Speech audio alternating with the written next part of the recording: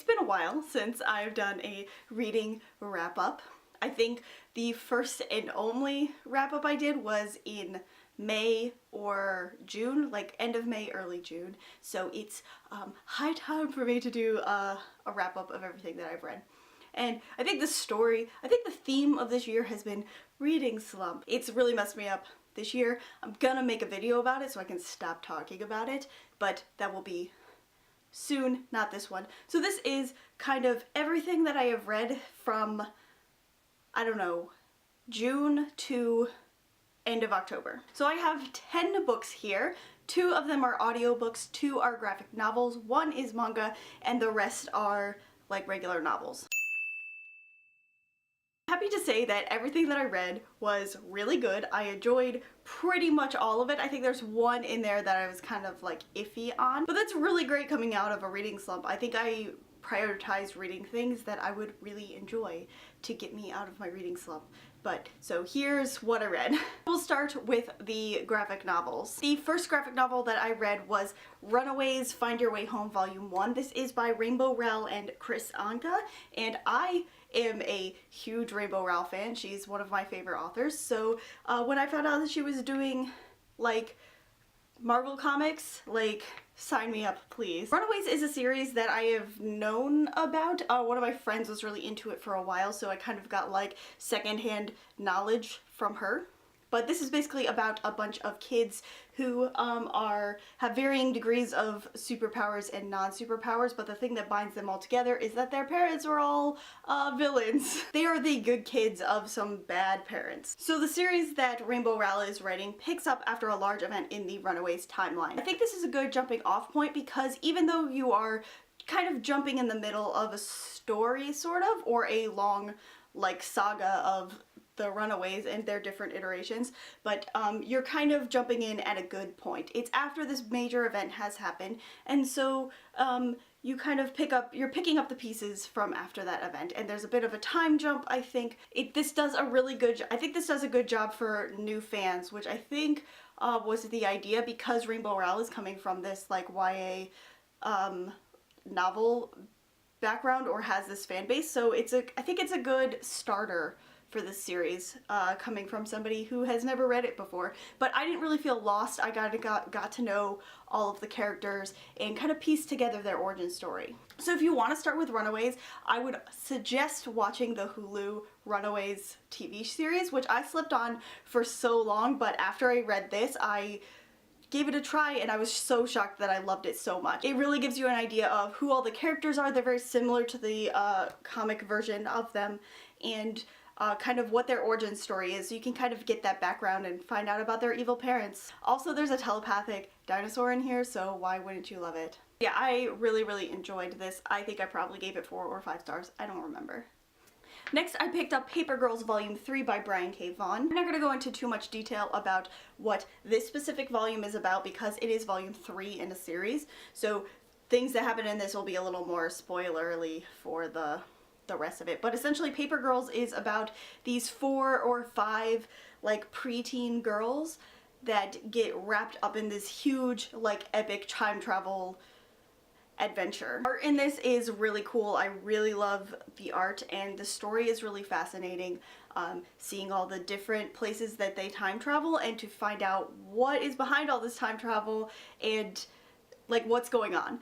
This volume was really good. I think it's kind of propelled the story a little bit more, like kind of finding out what this time travel thing is about.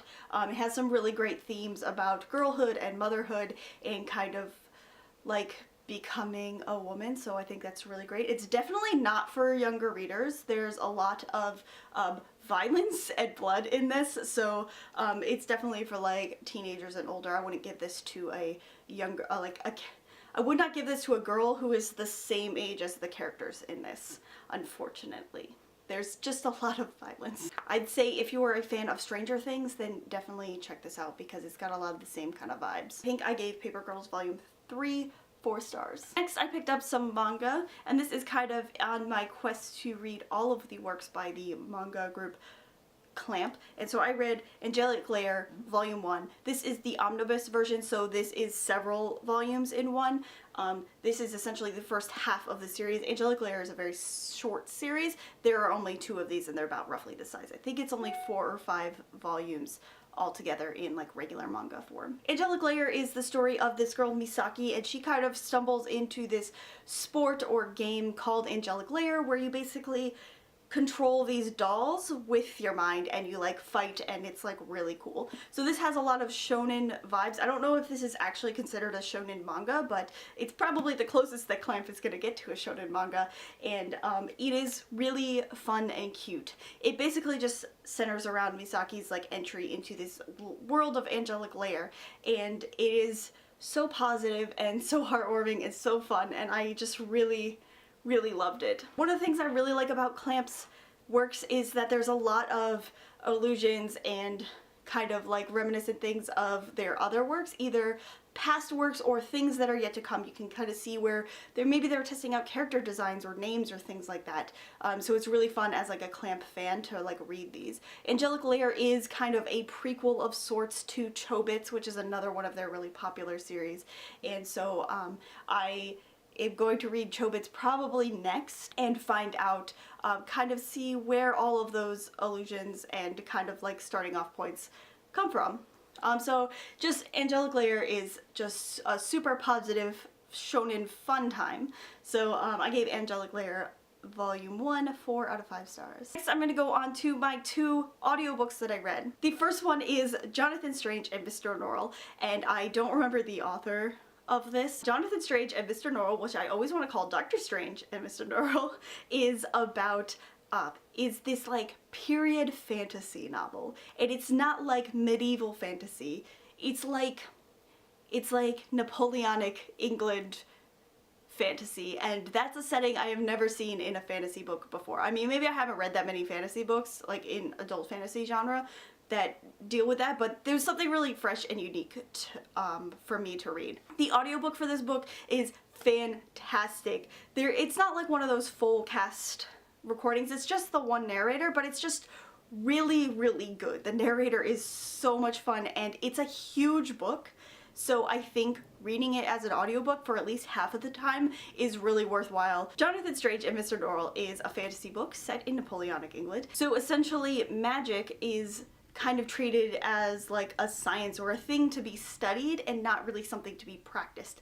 Magicians are kind of like scholars, and they write papers and have meetings and talk about magic, but they don't do magic. And then comes along Mr. Norrell, who is a practical magician, and he is set out to be England's magician. And so part of the novel is about Mr. Norrell kind of like becoming accepted as this magician of England, and then the rest of it is about his apprentice Jonathan Strange and the mystery of the Raven King and kind of what he has to do with all of this magic and bringing magic back to England, which is what Mr. Norrell's goal is. So much fun, and it's so interesting.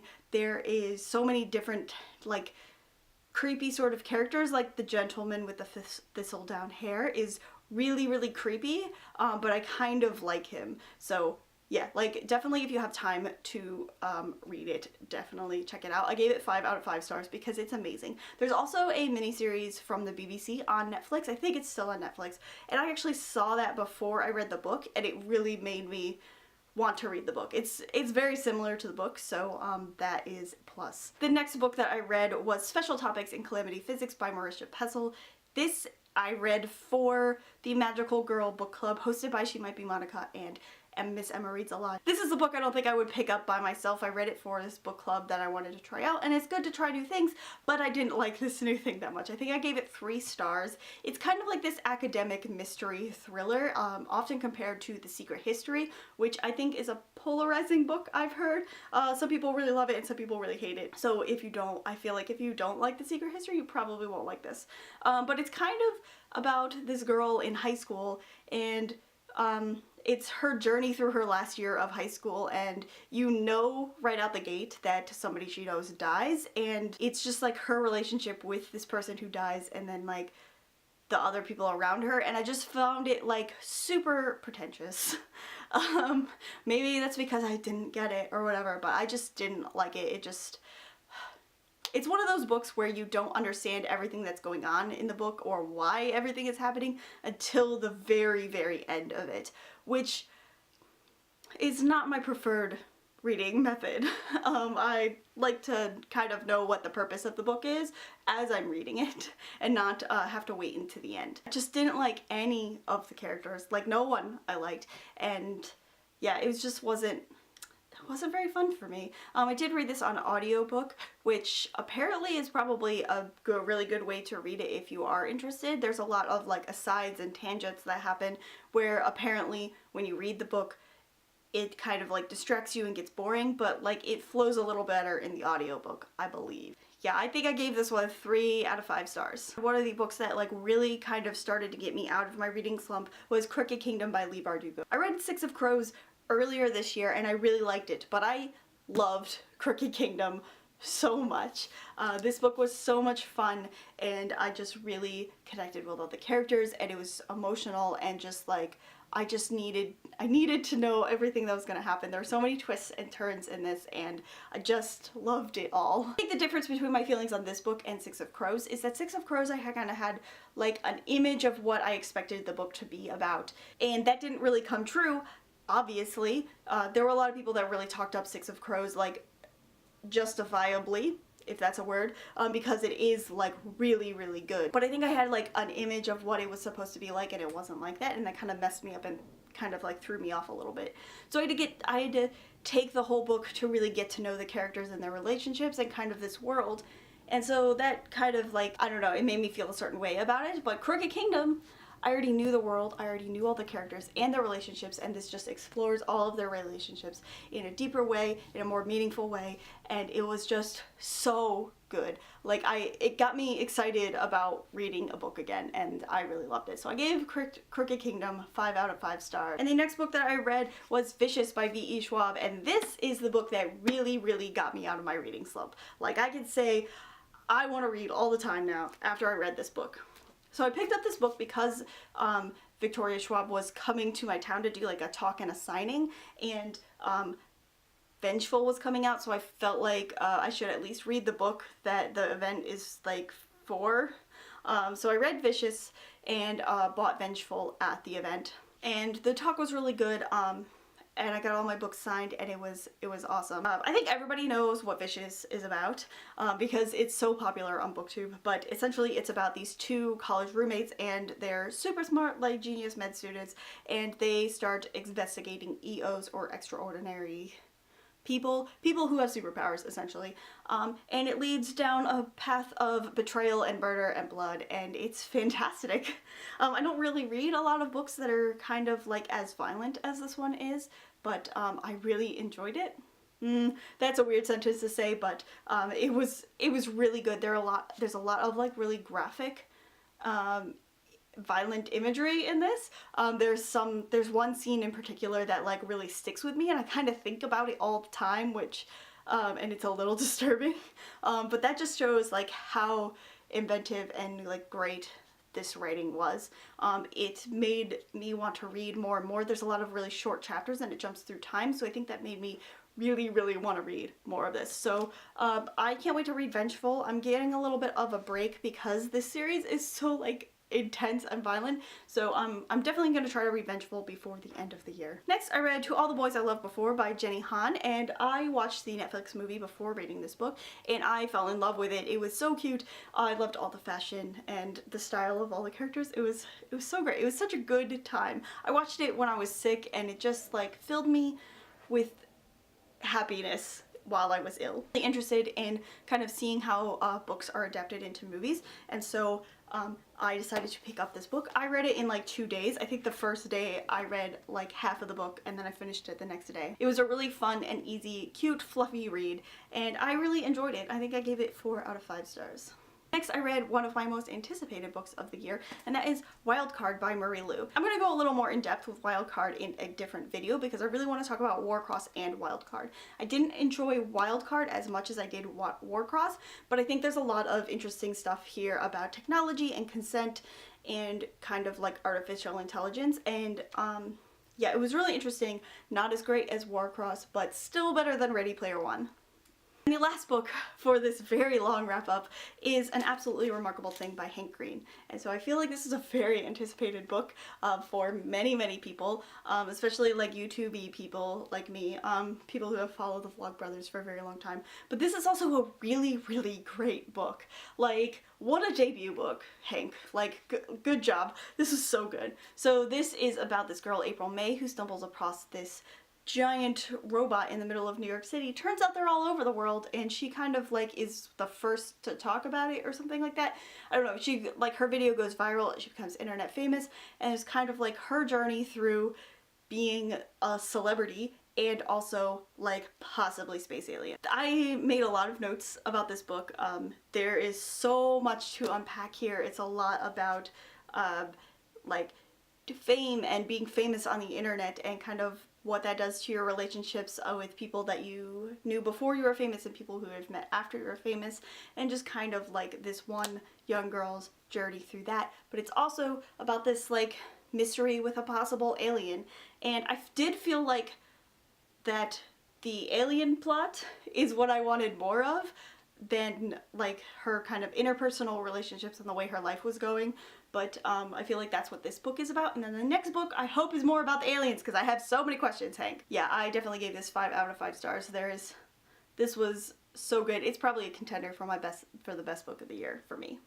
Whew, that was a lot. So that is probably everything that I've read between June and October. That was a lot for one video, so hopefully I'll make these videos a little more often because I am reading more. So yeah, hopefully more wrap-up videos for me, and not that all of them are as long as this. I hope this isn't super long.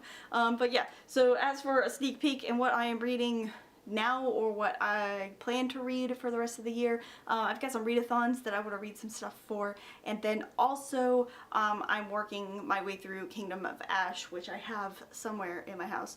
But yeah, I'm working my way through that because I gotta get that series done.